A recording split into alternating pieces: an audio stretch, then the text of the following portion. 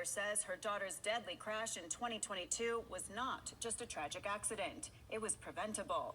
I have more on how she says investigators failed to hold the responsible party accountable, and the case needs to be reopened.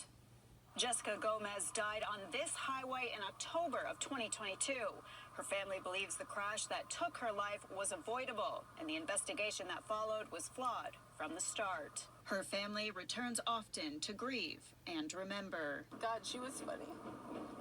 They've turned this roadside into a memorial, and now they're turning their focus towards justice. It was a Sunday afternoon on Highway 50. Jessica Gomez was heading westbound when a commercial drilling rig swerved into her lane. The crash was catastrophic and fatal. When Jessica's mother received the news, all she wanted was to be by her daughter's side.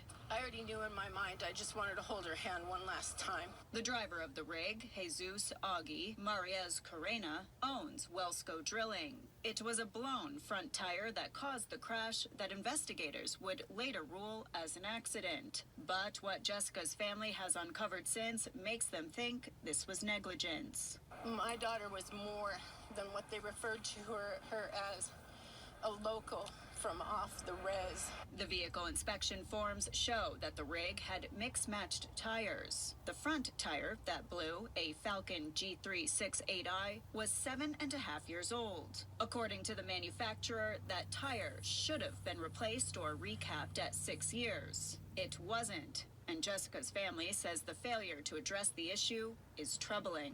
There was a lot that happened out here that should never have happened. In what the family points out as a pattern, just days after the crash, Augie was cited for equipment violations in another state and was found to be operating without a valid commercial license. I made the public records request and they came back with a whole bunch of speeding citations using red fuel, brake violations, overweight violations. Adding to their frustration, toxicology records also show THC in Augie's system. Under federal regulations, any amount of THC disqualifies a CDL holder. Jessica's parents wonder why he isn't behind bars. If it would have been me driving that truck and I blew out a front tire and I came across center line and killed somebody and then I test positive for THC, I think I'd be in prison right now for felony DUI. According to a federal lawsuit filed by the family, they allege their 14th Amendment rights, specifically the right to equal protection under the law, were violated.